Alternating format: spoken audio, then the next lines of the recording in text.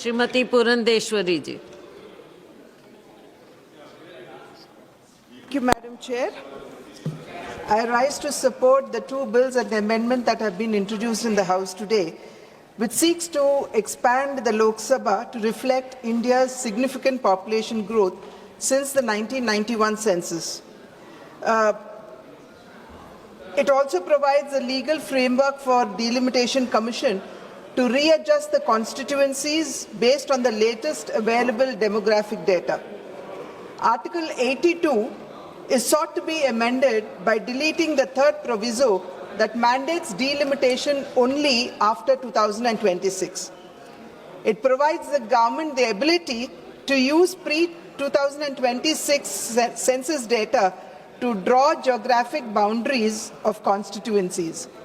Article 334A is sought to be amended to allow the 33% reservation for women to take effect immediately by bypassing the earlier stipulations of the 106th Amendment Act of 2023, which is the Nari Shakti Vandan Adhiniyam.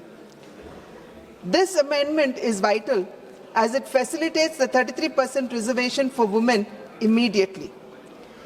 Madam, I rise today in this House, not in my personal capacity, but on behalf of the 650 million women of this country. I rise today, Madam, as a proud member of that party that has changed the narrative of our country from women's development to women-led development, and that party that heads the government that at every juncture had sought to give solutions to the challenges that women face in our country, right from Beti Bachao, Beti Padhao, Sukanya Samruddhi Yojana, Pradhan Mantri Awas Yojana, Jan Dhan Yojana, Matritva Vandana Yojana, Matritva Surakshit Yojana, Indra Dhanush Yojana, Shauchalay Ka Nirman, Lakpati Didi, Drone Didi. These are just a few, Madam, but there are many more. I also stand the proud daughter of that state which was prepared to empower its women or its daughters even 4 decades ago.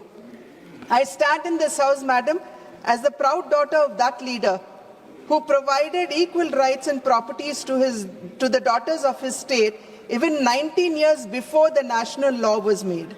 I stand as the proud daughter of that father who actually provided reservations for women in the Mandal Praja Parishads and Jilla Praja Parishads even before the 73rd, 74th Amendment. I stand here, Madam, as the proud daughter of that father who provided 30% reservations in government jobs for women to convert them into administrators and officers. I also stand as the proud daughter of that leader who established the first women-only university in my state. I stand as the proud daughter of that leader who established women police stations in the 80s so that no aggrieved woman would actually not be meted justice. And that leader is none other than late Shri N.T. Ramarao. Sir, Madam, today we gather here not merely to discuss a policy, but to settle a question that this republic has been asking itself since the first day of independence.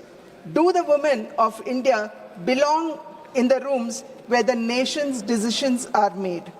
The women of this country, Madam, have waited long enough for justice and for the rightful representation in the House.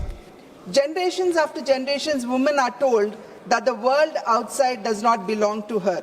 And what begins as an exclusion and persists for a long period of time begins to feel very natural. The bill that we debate today, or the bills that we debate today, is the final intervention to change that perception. Women during the freedom movement, Madam, had participated alongside men. They did not do this as mere supporters of the movement, but they did it as architects, as foot soldiers, and as the very conscience of the movement itself. Women believed at that point of a time that the nation's liberation was their liberation. When the moment had come to pen the founding charter of this republic, India was blessed with an architect of extraordinary vision. I speak of Baba Saheb Bhimrao Ambedkar. Baba Saheb firmly believed that freedom proclaimed without equality guaranteed is no freedom at all.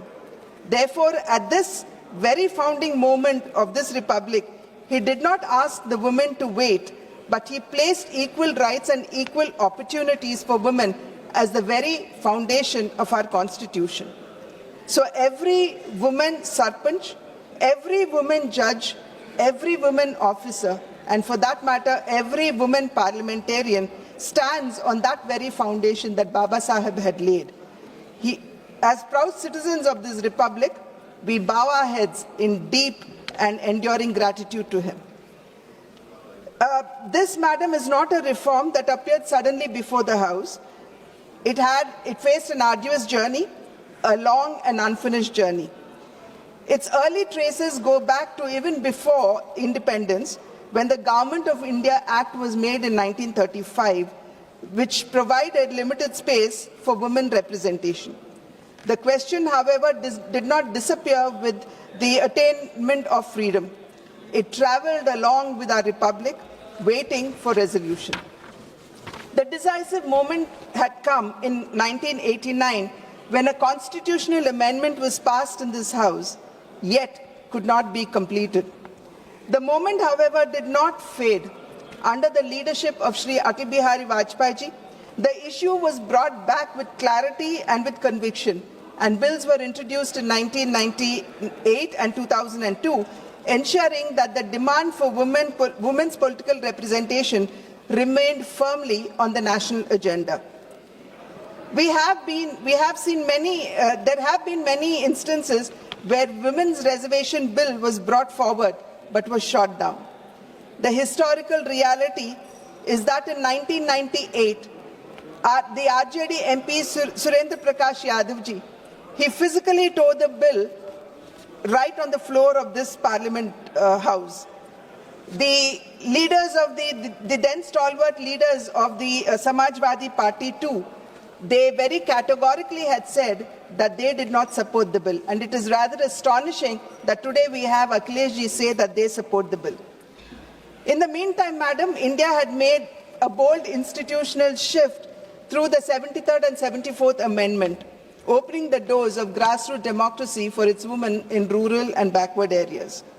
The country witnessed something spectacular.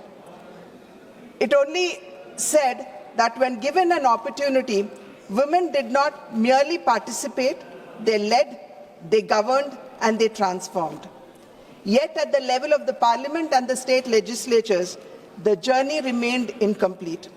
Efforts continued across years, across governments and across debates, even culminating in the passage of the bill in Rajya Sabha in 2010. But the final step remained out of reach. In this context, the position being taken by the opposition today should be examined carefully. The only thing in my perception that is left for the opposition to oppose is that it is being delivered by a government they did not form. This is not a constitutional argument, but it is a political stance, and the women of India can see the difference. If women's reservation has already been settled, as Srimati Sonia Gandhi ji had mentioned in her editorial, and if the party demanded the implementation in 2023 itself without conditions, then what exactly is the Congress opposing today? They need to explain. And that is why this moment matters, because today, through the Constitution's 106th Amendment Act 2023, this House is not merely passing a law, but it is completing a journey the nation began decades ago. It is rather disappointing, madam, to see the attitude of the opposition parties. What is being characterized today as undue haste is in fact the same very urgency that the opposition itself demanded not long ago. It is therefore difficult to reconcile how the same urgency is now being interpreted as a matter of concern. 2023, their words were, implement it now, no need for census and delimitation. 2026, their very words are, how dare you implement it without census and delimitation. When Congress demanded it, it was urgency. But when Pradhan Mantri Narendra Modi ji delivers it, it becomes haste. Sonia ji herself issued statements in favor of the bill multiple times, but were empty statements and not backed by any action. I was listening intently to the deputy leader of the opposition, who raised the question as to when the women reservation bill was passed in 2023, why was it not implemented until now? The opposition had 27 years to implement it themselves. The women reservation bill had first come in 1996. The UPA had been in power for a whole decade from 2004 to 2014, and the Rajya Sabha had passed it in 2010. 4 consecutive years, 2010, 2011, 2012 and 2013, the bill, after being passed in Rajya Sabha, was never introduced in the Lok Sabha. Therefore, the issue in the House today is not one of delay, but it is one of conviction. A legislature, madam, without a women representation, making decisions without hearing half the evidence is not governance, but it is an educated guess. And women of this nation deserve better than an education guess. Madam, the issues that have been, or the concerns that have been raised here about the southern states losing the number of seats, justice to the South Indian states is sought to be met by proposing a pro rata increase based on the 2011 census, and by ensuring that the Lok Sabha constituencies would increase by 50%, as has been outlined by the Honorable Home Minister himself. This would ensure that the southern states would not lose the absolute number of seats. And by adopting the 2011 census as the baseline, there would be less disruption to the existing political balance rather than depend on the higher population growth figures of the North. Madam, I say it with complete conviction that the Delimitation Bill 2026 provides answers, and Section 5 guarantees that representatives from various states would be nominated by their speaker to sit at the table when every boundary of the constituencies are being drawn. Section 9 guarantees public hearings in every state before the single order is finalized. Therefore, no state is voiceless and no voice is left unheard. Yatra naryantu pujyante ramante tatra devataha. Where women are honored, divinity dwells.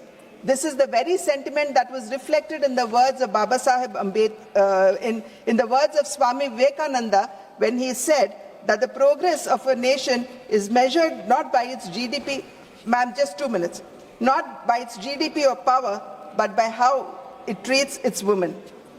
History is being written today in this chamber, and history will record every name, those who are willing to open the doors for the fairer sex and those who